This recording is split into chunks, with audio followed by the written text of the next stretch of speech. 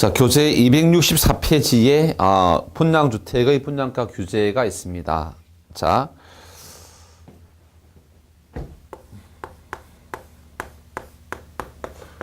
분양가 규제 제도가 쭉 있는데, 자, 먼저 우리 제목을 중심으로 보자면은, 자, 264페이지 그 아래쪽에 갈로 2번에 분양가 규제 제도의 종류 있죠. 1번에 분양가 상한제. 그럼 265페이지에 위쪽에 동그라미 2번에 채권 입찰제.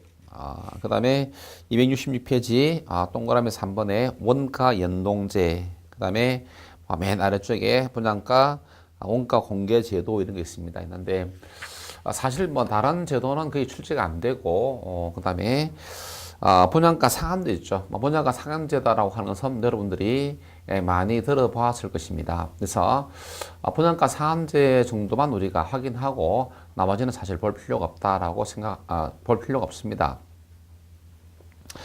그리고 또 분양가 상한제 이것도 잘 그렇게 자주 등장하는 것이 아니고 아주 가끔씩 이렇게 등장을 하는 그런 제도입니다. 우리가 이제 분양가 규제 중에서 이때 분양가 상한제, 분양가 상한제다라는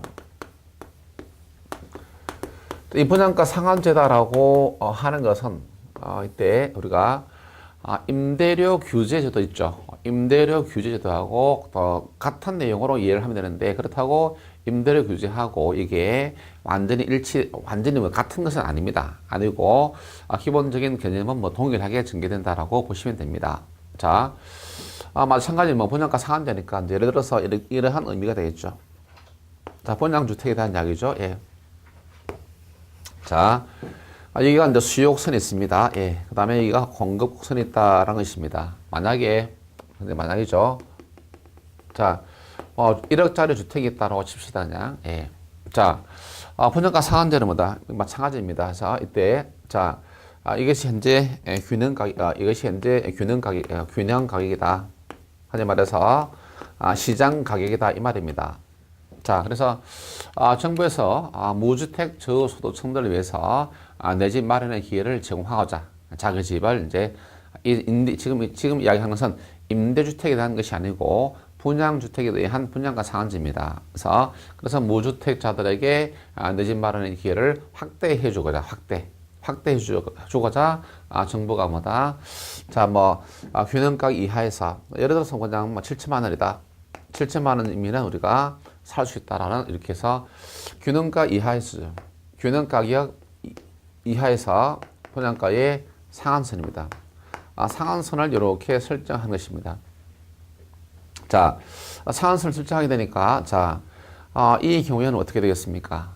내 집, 시장가보다 싸니까 내 집 마련의 기회가 더 좋아집니다. 좋아지는데, 문제는 우리가 이 문제는 어떻게 또, 되느냐라고 하면 자, 이때, 요렇게 해버린다면은, 자, 여기서 이제 이 주택을 분양받은 사람은 얼마에 분양받습니까? 7천만 원에 분양받겠죠. 7천만 원. 그렇죠? 예. 7천만 원에 분양을 받는데, 자, 그러면은 이 사람은 이때 분양받은 사람은 분양받자마자 어떻게 팔면은 얼마에 팝니까? 예, 1억에 팔 수 있죠. 그렇죠? 그러니까 7천만 원 분양받고 그 다음에 바로 시장에 내놓으면 얼마에 팔 수 있다? 1억에 팔 수 있습니다. 그래서 3천만 원이죠. 예, 3천만 원의 차익을 누릴 수 있습니다. 하지 말해서 우리가 전매 차익이다라는 것이죠. 자, 매매하기 전에 차익이죠. 분양 받자마자 7천만 원 분양 받았다. 7천만 원 다 내는 거 아니죠. 계약금 내고 중도금 내고 잔금 내고 이렇게 하죠. 그럼 분양 받자마자 팔면 팔기 이전에 차익을 갖다가 누릴 수 있다는 것이죠. 자, 이런 것 때문에 이제 어떻게 된다? 예, 투기 수요가 이렇게 들어와 버린다는 것입니다. 물론 정말로 내 집이 필요한 사람이다. 그러니까 내가 살 집이다. 나는 분양받고 바로 내가 전매 차익을 누리지 않겠다. 내가 평생 살겠다. 예를 들어서 그런 사람 같으면 뭐다? 내 집을 갖다가 싸게 마련할 수 있는 기회가 생기는 거죠. 그래서 그렇지 않은 사람들이 분명히 있다는 것입니다. 그렇죠? 예, 그래서 투기 수요가 이렇게 나타나게 되고, 그다음 결과적으로 뭐다? 시장에는 뭐다? 뭐 이때 1억짜리 가격과 그 다음에 또 7천만 원짜리죠. 그래서 이중 가격이죠. 이중 가격이 또 이렇게 형성이 되는 겁니다. 자, 그 다음에 또 이제 그렇다면 우리가 만약에 분양가 상한제를 실시를 한다라고 하면 어떻게 되겠습니까? 그래서 자, 주택 건설업자들이죠. 신규 주택을 만들어내는 사람들, 주택 건설업자는 어떻게 하겠습니까? 공급을 늘린다, 줄인다? 줄이는 거죠. 왜? 돈이 안 되니까. 그래서 공급을 갖다가 감소를 이렇게 시키게 됩니다. 됐죠? 예. 그래서 공급량이 뭐다? 이렇게 해서 뭐 원래 100세대인데 이렇게 해서 줄어든다는 것입니다. 자, 또 설사 공급을 한다 하더라도 7천만 원에 맞는 뭐다? 주택을 만들어 생산하겠죠. 그래야 뭐다?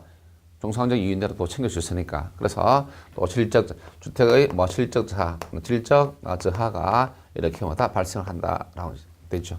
자, 그래서, 이렇기 때문에 이제, 기본적으로 뭐다? 또, 자, 이렇게 되니까 이제 또 뭐냐 하면 뭐다? 중고주택이죠. 자, 주택이 모자랍니다. 모자라니까 뭐 어떻게 됩니까? 그래서 중고주택이죠. 그래서 중고주택의 가격이 상승할 수 있습니다.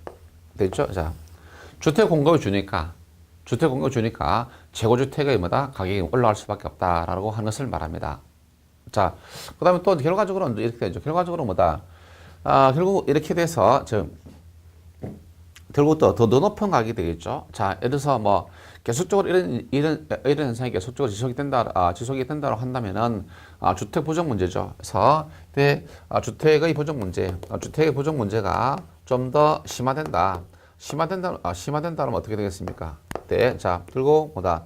내가 꼭 집이 필요한데 뭐다? 그리고 주택을 갖다가 사야 되는데, 그래서 모자란 주택을 사는 방법은 뭡니까? 사는 방법은 더 많이 줄 수밖에 없죠. 더 많이 줄 수밖에 없다. 1억 2천까지도 이렇게 올라갈 수 있다. 그래서 결국 그래서 뭐다? 실제로 뭐다? 똑같죠. 암시장이 형성되면서 결국 뭐다? 프리미엄이죠. 프리미엄이 이렇게 붙게 된다는 것입니다. 자, 이런 것들 여러분들 보면 뭐다? 전부 다 이때 임대료 규제 제도하고 같은 맥락의 이야기가 되는 것입니다.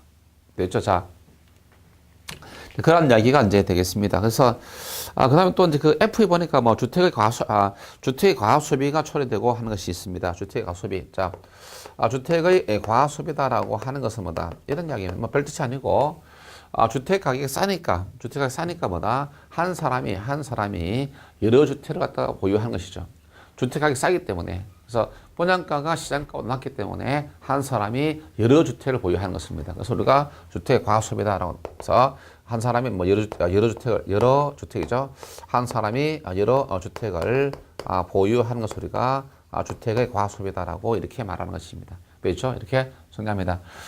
그래서 그래서 결국 뭐다? 분양가 규제라는 자체가 물론 저것을 싼 값에 구입한 저소득층들에게는 뭐 좋지만은 그렇지 못한 경우들이 더 많기 때문에 별로 바람직한 그러한 규제 제도가 못 되는 거죠.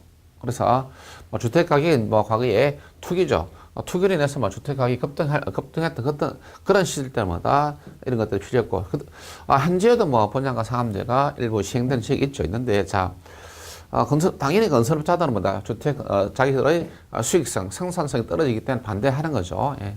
근데 적정하게 규제라는 거, 우리가 이제 임대료 규제 정책에서도 보았듯이, 규제 정책과 보조 정책을 갖다가 적절하게 잘 병행을 해서 가면은 뭔가 이렇게 접점이 좋은 방향으로 흐를 수 있는 접점이 있을 것 같은데, 그것도 잘 안 되는 모양입니다. 그래서 여러분들이 나중에 합득해서 그런 걸 연구해서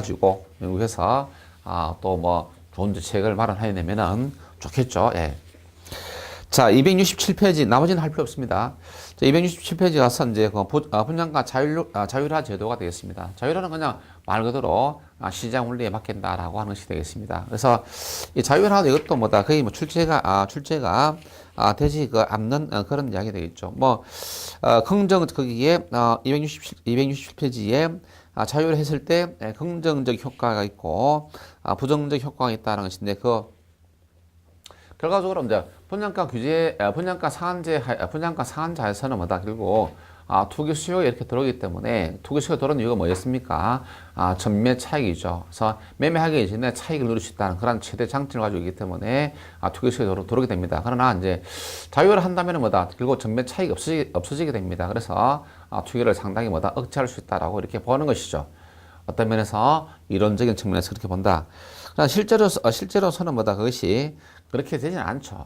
그런데 자 어쨌든 뭐 이론적으로 그렇게 우리 접근을 할 수 있다는 것이고 또 자유를 하면 뭐다 결국 주택 은세업자들이 자 결국 정상적 이윤이 축적이 되고 또 거기에 따라서 또 뭐 또 수요자들의 그 어떤 욕구에 대해서 뭐다 욕구를 충족하기 위해서 물론 뭐 고소득층들은 좋은 주택을 원하기 때문에 품질이 좋은 주택을 생산할 수가 있습니다. 그런 점이 또 장점인데 문제는 어떻게 되냐면 그것이 너무 심화되면 뭐다 결국 주택 건설업체가 수익성만을 추구하다 보면 뭐다 어떻게 되겠습니까?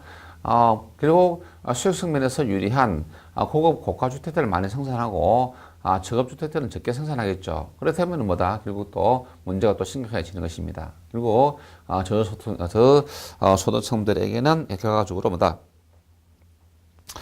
이때 그 대형 고급주택 위주로 공급이 되면 뭐다 내 집 마련 기회가 더욱더 힘들어지고 주택난은 더욱더 심화될 수 있다 이런 것이 되겠죠. 예. 그다음에 또 대개는 또 자율화이기 때문에 그냥 뭐 자율화가 뭡니까 생산자가 뭐다 자기 부르는 값이 되는 거죠. 그래서 대개는 뭐다 원가 이상으로 분양가를 책정해 버리죠. 그래서 아파트 같은 경우에 평당 250만 원인데 분양가는 뭐다 뭐 평당 600, 800, 1000 이렇게 가버리죠.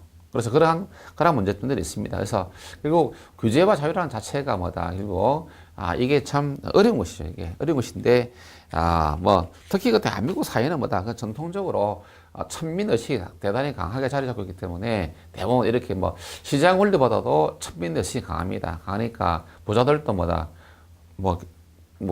천민 의식이라고 해서 저소득층이 가지는 천민 의식이 아니고 가난한 사람이든 부자이든 간에 다 그런 의식들이 다 있는 것입니다. 그래서 좀 진정한 시장 원리에 원리에 부합대로 하면 되는데 그게 또 그렇게 되지는 않는 것 같습니다. 저는 부자가 안 돼봐서 모르겠는데 부자들도 대한민국의 그 뭐죠? 천민 의식이다라는 것은 그냥 뭐 누구든 다 가지고 있는 것이죠. 자, 뭐 그런 이야기는 하지 말고 자, 268페이지 가서 선분양과 후분양 있죠? 선분양 제도하고 물론 뭐 선분양하고 후분양에 대한 이런 것들도 아직까지 뭐 출제가 되지 않았습니다. 그래서 이때 선분양은 뭐다 미리 뭐다 주택을 분양한다. 그래서 완공 전이죠. 완공 전에 주택을 갖다 분양하는 것이고 후분양은 뭐다 그냥 주택 완공 후죠. 그래서 완공 후에 뭐다 주택을 분양하는 것이다라고 하는 것이 되겠습니다. 그래서 우리나라에서 사실 후분양보다는 선분양 훨씬 더 많죠. 그래서 근데 선분양 제도다라고 하는 것은 뭐다 되게 이제 기본적으로 이때 흔히 말해서 공급자, 상산자, 공급자 중심의 분양주택 정책이다라고 그렇게 이제 이야기를 하게 됩니다. 자, 이제 그것이 왜 그러냐면 결국 건설 자금이죠. 주택 건설 자금을 갖다가 건설 자금을 소비자죠. 그래서 소비자로부터 이제 이렇게 조달을 하게 된다라고 하는 것입니다. 자, 대개 그렇죠. 선분양 하는 것은 분양을 먼저 하죠. 그래서 계약금 받습니다. 계약금 받아가지고 공사를 또 시작하죠. 그래서 또 공사 중간에 중도금 받습니다. 중도금 가지고 또 공사 계속 시작하는 거죠. 그래서 결국 선분양 제도화에서는 결국 건설 자금에 대한 자금을 갖다가 주택 건설업체가 직접 조달하는 것이 아니고 그냥 소비자들로부터 분양 당첨자로부터 자금을 조달해가지고 주택 건설 사업을 갖다가 진행하는 방식이 선분양 제도. 그러면서 우리가 소비자가 유리하다, 생산자가 유리하다. 생산자가 유리하죠. 돈 몇 푼 안 가지고 이 사업을 수천억짜리 사업을 또 진행할 수 있는 그런 문제가 되는 것이죠. 자, 그러니까 손 안 대고 코 푸는 격입니다. 손 안 대고, 그렇죠. 자기 돈 없이 그냥 바로 할 수 있다는 것이죠. 자, 그래서 되게 우리나라는 뭐다? 되게 선분양 제도죠. 근데 선진국은 대부분 다 또 후분양 제도고. 자, 그렇다면 이때 이런 경우에 이제 이때 결국 건설 자금이죠. 건설 자금에 대한 이자, 건설 자금에 대한 이자가 되겠습니다. 그래서 이자는 뭐다? 결국 누가 부담하느냐? 소비자 부담이죠. 소비자가 부담한다. 뭐 계약금 뭐 대출 받아가지고 계약금 대출 받았으니까 대출 이자를 내는 사람 누가 되겠습니까? 뭐 네, 분양 당첨자가 대출 이자 내야 되니까. 그러니까 뭐 이거는 뭐 건설업자가 쉽게 말해서 논하는 사업이죠. 네.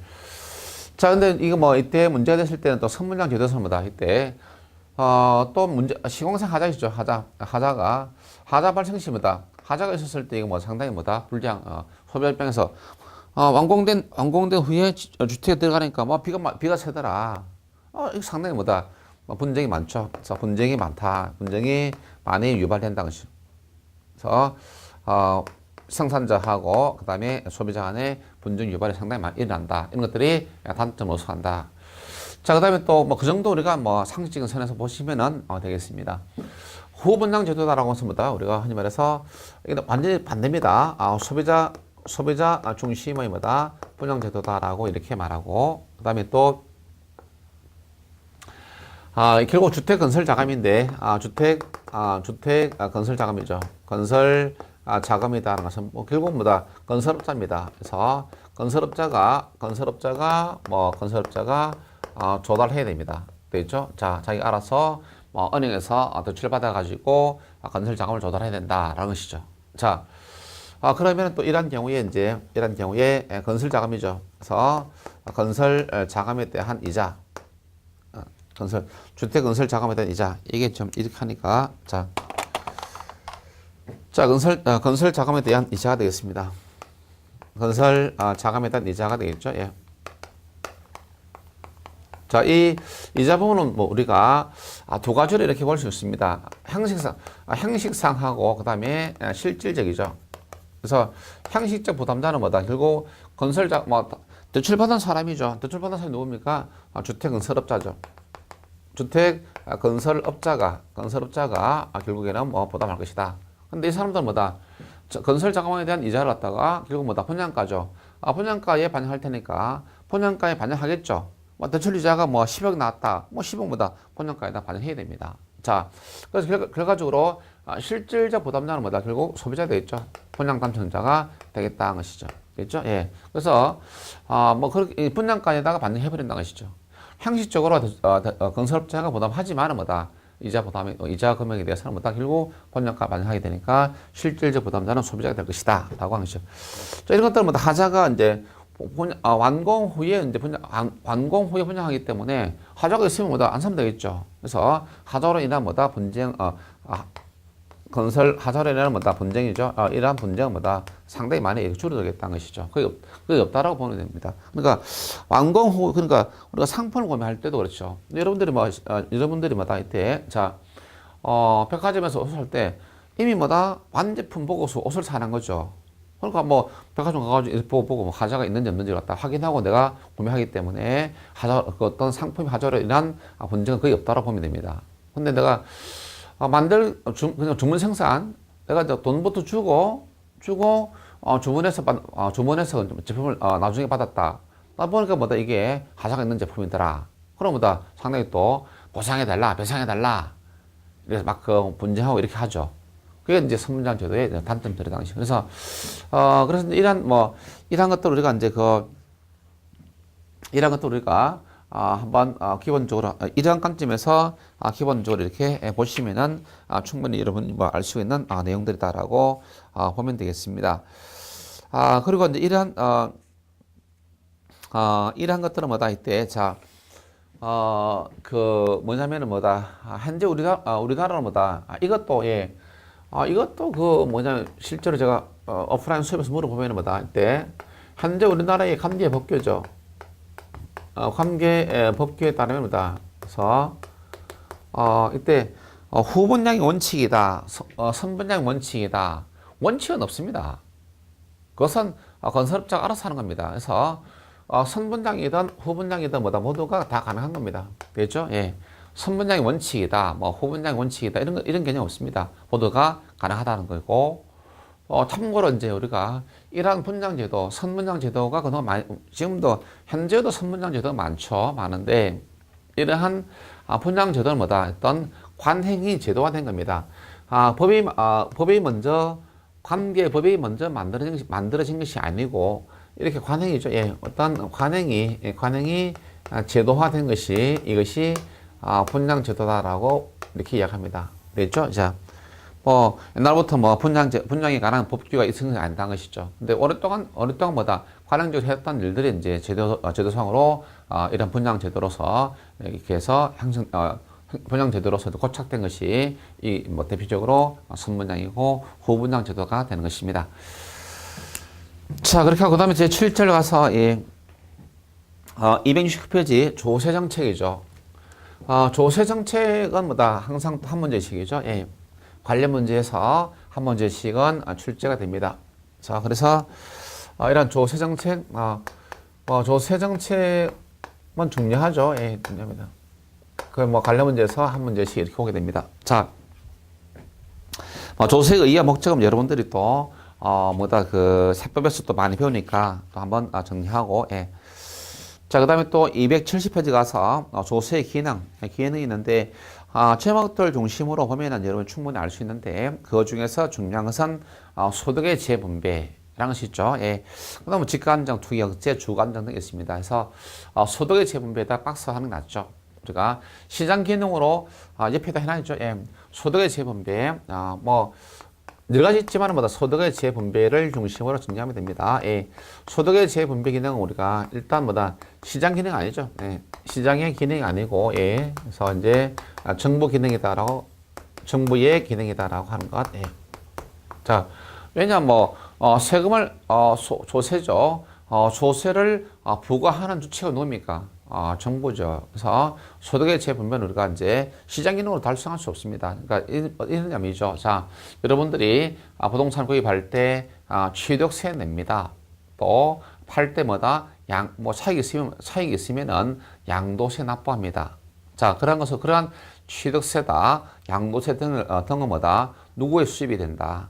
정부의 수입이 되겠죠. 세금이니까. 그래서 그러한 정부의 조세 수입을 가지고서 결국에는 무주택 저소득층을 위한 공공임대주택을 갖다가 공급한다든지 또는 주거급여로서 보조금을 지급한다든지 이렇게 쓸 때마다 결국 저소득층들은 보조금 지급받은 것만큼 실질 소득의 증가 효과가 있고, 그 다음에 더 싼 공공임대주택에 들어가면서 임대료 더 싸겠죠. 싸니까 싼 것만큼의 실질 소득의 증가 효과가 있는 것입니다. 그래서 그것을 말한다? 소득의 재분배 과정이다라고 이렇게 이야기하는 거죠.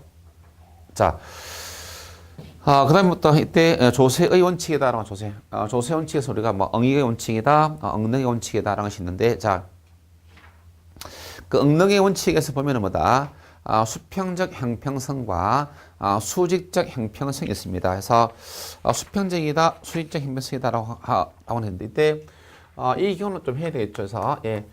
수평적 형평성이다라고 하는 것. 자, 그 다음에, 수평적 형평성이다라고 하는 것은 이때. 자, 동일 용도죠. 예. 동일한 용도에 동일한 가격. 동일한 용도에, 자, 동일한 용도에 동일한 가격에 대해서는 에 대해서는 우리가 일률과세. 일률과세를 해야 되겠죠, 일률과세. 일률과세를 해야 됩니다. 자, 동일 용도, 이 용도입니다. 동일 용도에 동일한 가격에는 일률과세를 하고, 자, 그 다음에, 수직적 형평성. 수직적 형평성이다라고 하는 것은 이때, 일단, 용도가 다른 용도. 자, 그 다음에 동일한 용도. 예. 용도가 같다 하더라도 가격이 다르다. 그래서 가격에 대한 차이가 있다. 가격이 다른 가격이다. 가격이 다르다. 라고 할 때 이때는 차등과세죠. 흔히 말해서 고가주택에는 세율을 더 많이 하고 저가주택에는 세율을 낮추어 하는 것입니다. 자, 이게 어떠한 이야기냐면, 먼저, 이때 이렇게 되는 거죠. 자, A 소유의 주택이 있고, 예. 그 다음에, B 소유의 주택이 있습니다. 자, 이것도 5억짜리고, 이것도 5억짜리다. 예를 들어서죠, 예. 이때, 세금이 뭐가 됩니다. 할 때, 자, 모르시면 뭐다. 이거 2%하고 2% 했다. 같은 용도죠. 같은 주택. 가격도 같습니다. 같죠? 그러면 일렬과세. 이것도 2%면 이것도 2% 해야 되겠죠. 그래야 수평적 형평성을 달성할 수 있다. 만약에, 야, 너 B 마음에 안 든다. 너는 2%다. 너는 4%다. 이렇게 되면 안 되죠. 같은 용도인데 누구는 2%, 나는 4% 열받죠. 이렇게 된다면 어떻게 되겠습니까? 예. 누가 수평적 형평성을 침해한다라고 하는 것이죠. 그렇죠? 예. 그러한 것을 갖다가 좀 염두에 둬야 됩니다. 예. 그 다음에, 수직적 형평성이다. A의 주택이다. 그 다음에 또, B의 주택이다. 자, A 주택은 5억짜리고, 예. 이건 1억짜리다. 세금이 뭐가 됩니다. 이거는 2%고, 이거는 그냥 그냥 예를 들었습니다. 0.5%다. 예를 들었어요. 주택 가격이 비싸니까 세율을 높게 하고, 싸니까 세율을 적게 해야 되겠죠. 그래야, 수직적 형평성을 달성할 수 있다라고 하는 것입니다. 그래서, 같은 용도이더라도 다른 가격이라면은 차등과세. 그렇죠? 예. 차등과세를 해야 되겠다는 것이죠. 그렇죠? 예. 이것도 똑같이 이거 똑같이 2%를 받겠다. 이런 그러면 우리가 또 수직적 형평성을 침해한다라고 이렇게 하는 거죠. 이해할 수 있죠? 예. 그렇게 이해가 되기를 바랍니다. 용도가 다르면 당연히 차등과세 해야지. 농업용지하고 상업용지. 그렇죠? 농업용지 연간 생산성 2천만 원. 상업용지 연간 생산성 20억. 이건 비교가 대상 아니죠. 당연히 차등과세를 해야 되는 겁니다. 자, 그런 거 우리가 충분히 상식적으로 알 수 있는 것들이 많죠. 그래서, 자, 결혼 과목 특성 중에 하나가 상식으로서 얼마든지 이해할 수 있는 것들이 많다라고 하는 것입니다. 조세의 문제 중에서 또 하나 중요한, 지금 했던 형평성이죠. 예. 형평성이 세대는 또 중요한데, 가끔씩 질문 오고, 이런 거 우리가 정리가 되기를 바랍니다.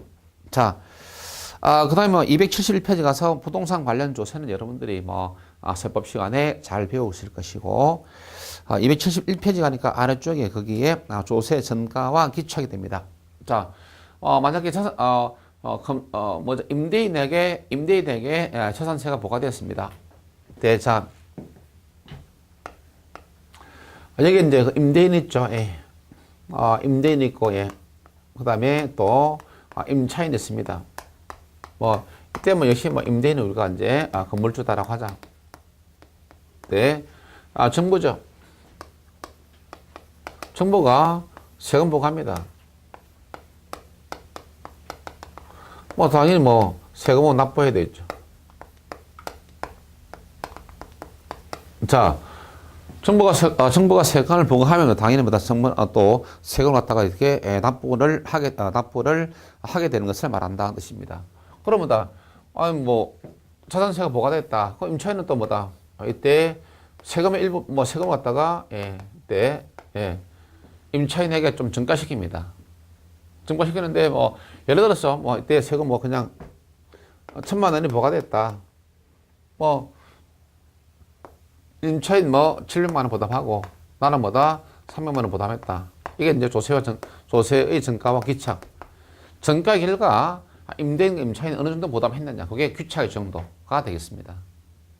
자, 그러니까 이런 문제 생기죠. 세금의 납세자. 납세자는 누구다? 왜?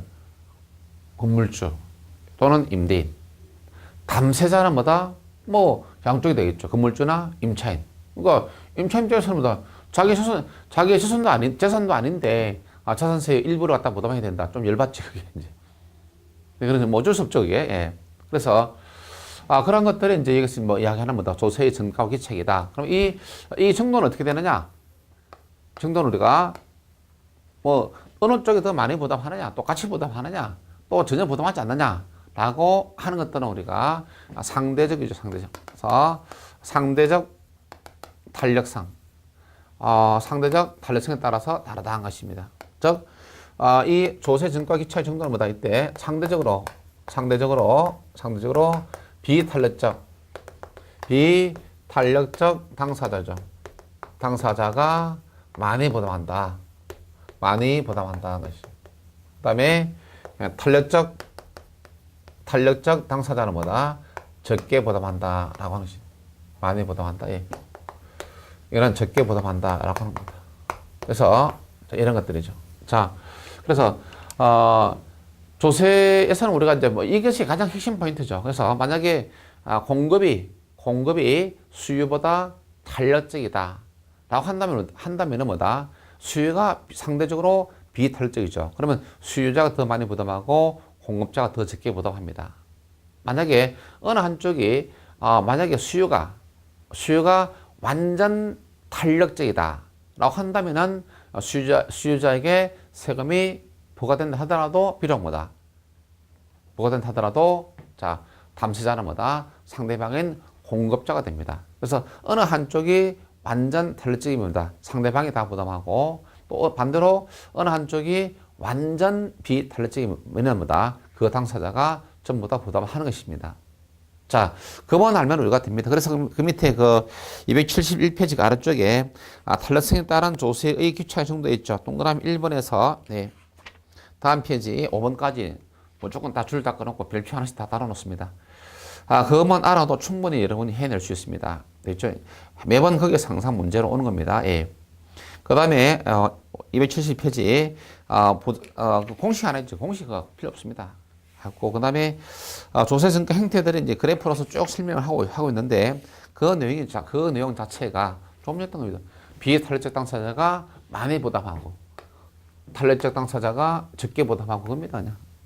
자, 그럼 나중에 뒤에서 다시 한 번 더 이야기가 되도록 하겠습니다. 요 뒤쪽에서 쪽에서 있죠. 예.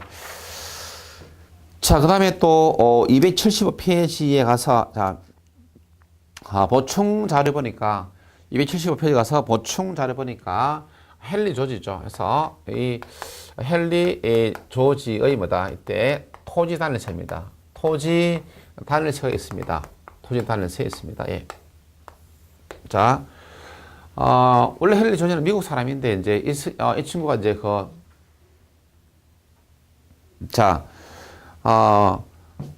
이제 진보와 빈곤이다라고 하는 책을 쓰게 됩니다. 쓰게 되는데, 거기에서 이제 이런 말 하게 됩니다. 인류는 뭐다? 인류는, 눈부신 발전을 해왔다. 했는데, 빈곤의 문제는, 해결되지 않고, 오히려 더, 발전한 것만큼, 빈곤의 문제가 더욱더 커졌다. 그래서 그 이유가 뭐냐? 곧 세금의 문제다라고 보고, 모든 세금을 다 철폐하자 하고 오직 토지에만 세금을 부과하자라고 주장을 하게 됩니다. 자, 그래서 그 이유가 뭐냐는 이런 이야기죠. 그래서 뭐다? 토지에만 세금을 단일화하자 이겁니다. 그 이유가 토지는 뭐다? 토지는 공급이 완전 비탄력적이다. 공급이 완전 비탄력적이니까 토지 소유자죠. 그래서 토지 소유자가 뭐다? 자, 세금이죠. 세금을 전부 부담을 할 수밖에 없다. 그렇죠? 예. 토지를 보유한 토지 소유자들이 토지에 대한 보유세를 부과합니다. 보유세를 갖다가 공급이 완전 비탄력적이기 때문에 상대방에게 뭐다? 세금을 전가할 수 있다, 없다, 없다. 그래서 이제 전가를 못한 세금을 그래서 이제 그렇기 때문에 세금을 다른 주체에게 전가를 할 수가 없다. 이것만큼 보다 좋은 세금 어디 있느냐? 가장 효율적인 세금이다. 효율적 세금이라는 것이죠. 이런 바 이수가 다른 말로 중립적 세금이다라고 합니다. 아시죠? 세금 전가가 없는 것을 말하죠. 그러니까 이런 것들은 뭐다? 자원 배분의 효율을 저해하지 않는다. 그래서 자원 배분의 효율이죠. 자원 배분의 효율이죠. 같은 말입니다. 효율을 저해하지 않는다. 저해하지 않는다. 그러니까 효율적으로 자원병을 일으킨다. 얼마나 좋냐. 그래서 이렇게 토지에 대한 보유세만 뭐다 부과하다 100% 부과하더라도 그래서 그 보유세를 갖다가 부과하고 100% 징수만 한다면 뭐다 정부 재정을 충당하고도 남는다는 것이죠. 그래서 상당히 획기적인 그러한 제한이 됩니다. 그래서 실제로 이제 미국의 몇 개 주에서 토지 단일세를 진행하게 됩니다. 그리고 또 호주는 헨리 조지를 불러가지고 그래서 호주를 불러가지고 전 국가적 차원에서 이러한 것을 시도를 하게 됩니다. 그런데 성공했겠습니까? 실패했겠습니까? 실패했죠. 실패했으니까 이제 저런 세금은 없죠. 그래서 자기 지주들이죠. 예, 토지 주인들이죠. 예, 지주들의 반대가 심했다는 토지 주인들. 자기들 입장에서는 좋은 일 없죠. 자기들은 모두 세금 내야 되니까.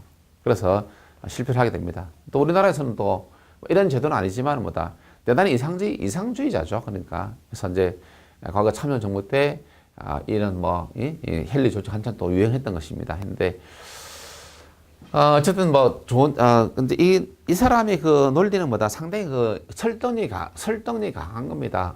그래서 헨리 조지가 이제 청소년 무렵이죠. 그래서 10대 때, 15살 때부터 철공소입니다. 철공소에서 일을 하게 됩니다. 하는데 철공소에서 몇 년을 일을 했는데도 불구하고 자신의 삶이 더 이상 나아지지 않습니다. 그래서 이제 자기 월급이 작다. 근데 그렇게 생각하고 이제 좀 월급 좀 더 주는 이제 20대 초반 때는 월급을 좀 더 주는 이제 회계사 사무실을 갖다가 취직을 하게 됩니다. 그런데도 크게 나아지는 거 없다는 이야기죠. 자기 삶 자체가. 자기 사장은 또 잘 살아. 그래서 왜 그런가? 자기는 그 일을 모르겠죠. 정말로, 청소년 때부터, 그때까지 20대 말까지죠. 예. 31살까지인데, 31살까지 정말 열심히 일했다. 15년 정도를 갖다가. 근데 그 열심히 일한 15년인데, 아무렇게, 그렇게 삶이 좋게 이렇게 변하지 않더라. 그래서 자기 이게 왜 그러냐. 라고 해서 자기 의구심을 상당히 갖게 됩니다. 그래서 이제, 늦은 나이지만은, 32살 때, 대학을 입학을 처음 합니다. 그래서 근데, 대학에서 이제 공부를 하면서 이제, 진보와 빈곤이라는 책을 쓰게 됩니다. 그러면서 공부하다 보니까 이게, 세금 문제다. 그래서 토지 단일세를 이제 주장하게 되는 거죠. 자, 그래서 한참 동안에 인기를 누렸던 그것이 헨리 조지가 됩니다. 좋기는 한데, 이제 그게 도입되기 쉽지 않죠. 예. 가진 자들 때문에. 자, 그 다음에 또, 275페이지 가서 신규 주택과, 재고주택인데, 그건 하지 않아도 좋습니다. 대신, 어디냐면은, 동그라미 275페이지에 동그라미 4번 맨 아래쪽에 275페이지 맨 아래쪽에 동그라미 4번 자 누진세를 적용하면은 저소득층의 세금 부담을 완화할 수 있다. 쭉 언더라인 고가주택의 중과세하고 저가주택 경과세나 세금을 면제하는 정책은 조세 증가 문제를 회피하는 수단. 그러니까 조세 증가의 문제를 갖다 좀 더 완화시켜 주는 그러한 제도가 되겠다. 그러니까 고급주택에는 세금 좀 무게 하고 저급주택은 조금 세금 좀 가볍게 하고 하는 것이 정가 문제를 갖다가 어느 정도 해결할 수 있다라고 보는 것입니다. 자, 그 다음 페이지 276페이지 가서 임대주택에 대한 이야기인데, 그거 이제 임대주택에서 여러분들이 또 조심할 것은 상대적으로 비탄력적 당사자가 많이 부담하고 탄력적 당사자가 적게 부담하는 겁니다. 그래서 이제 임대주택이다라고 해서 임차인이 더 많이 부담하고 임대인이 더 적게 부담한다. 그런 것은 아닙니다.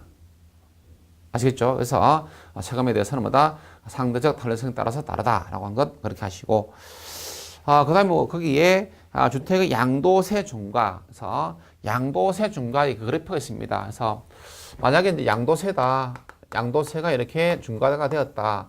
그 그래프가 대단히 중요한 겁니다. 자, 이렇게 보시면 되겠습니다. 자, 상대적으로 뭐다? 여기가 이제 뭐 수요곡선이다. 그 다음에 여기가 공급곡선이다라고 하겠습니다. 하는데, 자, 이렇게 됐을 때, 자, 이렇게 됐을 때, 뭐, 예를 들어서, 요 주택 가격 현재 1억입니다. 1억이고, 이때, 거래량이 100이다라고 합시다. 요거는 뭐다? 그 양도세죠. 양도세가, 중과되기 전이죠. 중과되기 전에 거래 가격입니다. 됐죠? 근데 만약에, 그 전에, 당연히 우리가 양도세죠. 누가 부담합니까? 매도자가 부담하는 세금이죠. 매도자, 공급자 입장입니다. 양도세가 부과되면은, 그 전에 또 마찬가지. 현재 이 그래프를 보니까 어떻습니까? 수요선의 길이가 뭐다? 공급보다는 완만합니다. 상대적으로 보니까, 수요가 좀 탄력적이다. 공급이 좀 뭐다? 비탄력적이다는 거 우리가 그래프로서 알 수 있죠. 기울기로서 기울기. 기울기가 가파를수록 비탄력적, 기울기가 완만할수록 탄력적. 자, 그래서 양도세가 중과되니까 공급의 증가 감소, 공급의 감소. 매도자가 부담하는 세금이다. 매도자 부담이 늘었다, 공급의 감소. 예. 그래서 그냥 편의상 이렇게 공급이 줄었다고 합시다. 공급의 감소, 좌측으로 이동하겠습니다. 자, 그래서 뭐 편의상 또 양도세가 1,000만 원이다. 1,000만 원 정액세가 이렇게 부과되었다. 현재는 요 높이입니다. 요 높이가 전부 1,000만 원이죠? 1,000만 원입니다. 요 높이가 1,000만 원 되겠죠. 여기 이제 원래 균형 각선하고 이렇게 끊어서 보니까 어떻습니까? 아래쪽 길이가 전체는 1,000만 원인데, 1,000만 원인데, 요 선분 길이는 아래쪽이 더 길고 이쪽이 짧죠. 그래서 예를 들어서 뭐 이 금액은 그냥 또 이때 200만 원이다라고 하고, 이거는 얼마겠습니까? 그러면 800만 원 되겠죠. 전체 합쳐가 1,000만 원 돼야 되니까. 이해할 수 있죠? 예.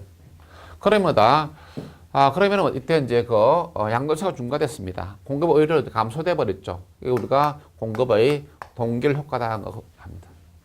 그래서 공급이 뭐다? 동결돼 버리니까 가격이 어떻게 된다? 상승합니다. 그래서 이 경우에 뭐다? 요 가격은 얼마겠습니까? 요 높이 현재 얼마입니까? 200만 원이죠. 여기 뭐다? 요 선이 얼마입니까? 1억입니다. 그럼 요 높이가 200만 원이니까 1억에다가 200 따니까 얼마다? 당연히 200만 원 되겠지. 자, 그래서, 그러면 또 이때, 이 경우에 1억 200은 뭐냐니까 양도세 중과후죠. 양도세 중과후. 양도세, 중과후의 거래 가격이 되는 것입니다. 됐죠? 예. 자, 이 말은 뭐다? 자, 해야 됩니다. 자, 한번, 지금 보고 지금 따라 여러분이 답변해야 됩니다. 양도 정확히 듣고 답변해. 이거 지금 어렵습니다. 물론 뭐 알고 나면 아무것도 아닌데 알기 전까지는 어렵습니다. 자, 양도세 중과 전에는 매수자는 얼마 주고 삽니까? 1억 주고 사죠. 또 양도세가 중과되기 전에는 매도자는 얼마 받고 팔죠? 1억 받고 팝니다. 그렇죠? 자, 양도세가 중과된 후에는 매수자는 얼마 주고 사죠? 1억 200 주고 삽니다. 그러면 뭐다? 중과 전에는 얼마 주고 샀습니까? 1억인데 중과된 후에는 뭐다? 1억 200이죠. 200 더 줬죠. 그 200이 뭐다? 예, 양도세 1,000만 원 중에서 매수자가 부담하는 세금이다라고 보는 것이죠. 자, 그러면은 양도세가 중과된 이후에 매도자는 얼마 받고 팔았습니까? 그렇죠? 1억 200 받고 팔았습니다. 중과 후에. 그런데 매도자는 뭐다? 양도세 얼마 내야 됩니까? 1,000만 원 내야 되죠. 즉 1억 200 받았습니다. 즉 종전에는 뭐다? 1억 받았겠지만 이제 1억 200 받았습니다. 더 많이 받았죠. 더 많이 받았지만은 양도세 얼마 내야 됩니까? 1,000만 원 더 내야 되죠. 그러면은 1억 200에서 양도세 1,000만 원 내고 나면 얼마 남습니까? 9,200이지. 그러니까 1억 200에서 1,000만 원 뺍니다. 빼니까 얼마 남다? 이게 9,200이 되는 거죠. 이 9,200은 뭡니까? 양도세 양도세, 이거는 뭐다? 납부 후에 매도자가 실제로 받은 금액이다라고 이렇게 볼 수가 있는 거죠. 이게 어떤 장이냐? 양도세가 중과되지 않았더라면은 매도자 호조문이 얼마 들어옵니까? 1억. 양도세가 1,000만 원 중과되니까 얼마 들어오죠? 9,200만 원 손해입니다.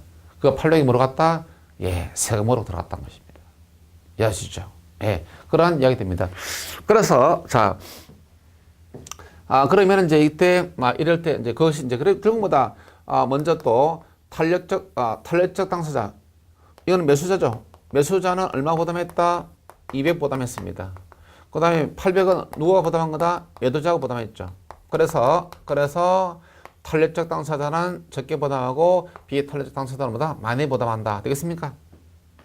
그래프에서 나오게 되죠. 예. 자, 그 다음에 하나 더. 두 가지, 세 가지 더 할까요? 예. 자, 봅니다. 이거. 편의사 이거 80하죠. 지금 중요합니다. 자, 우리가 수요 공급에서 소비자 잉여, 생산자 잉여 공부했죠. 자, 이것이 뭐다? 원래 소비자 잉여. 이거 원래 소비자 잉여가 됩니다. 됐죠? 예. 자, 그 다음에 아래쪽 그 양도세가 중과되기 전, 양도세 중과 전 아래쪽 요 면적이죠. 파란색 면적. 요 파란색 사도로 면적 있죠. 이것은 뭐였습니까? 예.